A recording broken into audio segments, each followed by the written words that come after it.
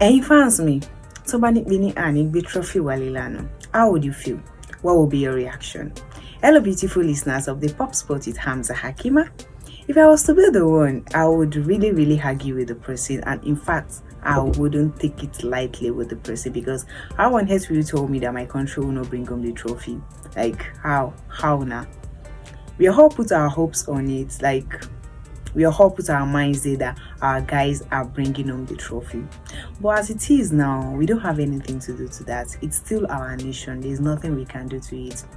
At least we cannot un-citizen ourselves. And we can un-Nigerian ourselves. It might sound so funny, but then those things are not possible. We are still a citizen of this nation, whether we like it or not. I cannot dispute the fact that everybody was hot, it really touched everybody. It was an all-rounder something. In fact, I as a person, I'm not a football fan. In fact, I do not support any club.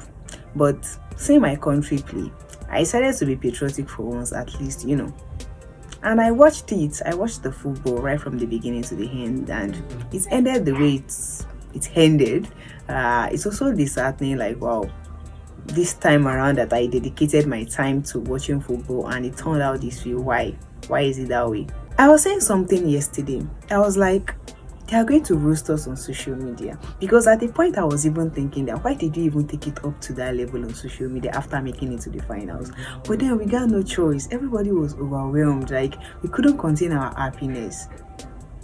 We cannot just mellow like that. The fact that we even defeated our opponent, South Africa, on Wednesday, it made us more like, it gave us that energy that, wow, no. And everybody went on social media, we said a lot of things, you're making it to the finals and all of that. But the fact is that nobody knows what is going to happen, even in the next 1 second. Nobody knows. But the fact is that what I love most about Nigerian is that we love cruise. We like catching crabs. The thing is that yesterday after the match, it's really hurt everybody. Like, in fact, I myself, that I do not watch football like that, I felt kind of. But the fact that after watching the match, I went online, I put on my data, I went online and see the stuff people were posting.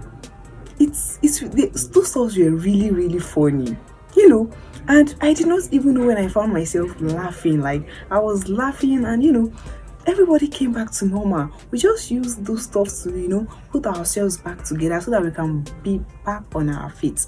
That was just it. And those stuffs, the memes, the cruise, and all of that, Twitter comments and everything was just wow. Nigerians know they carry last for cruise, though. Like, we did not even do as if anything actually happened. Everybody just moved on like that.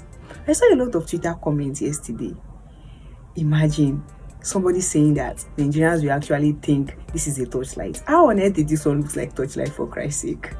Nigerians and crews, I beg, who be real? I know they watch wrestling though, but they said Victor Osimhen actually looks like Rema. I don't know about that one. No.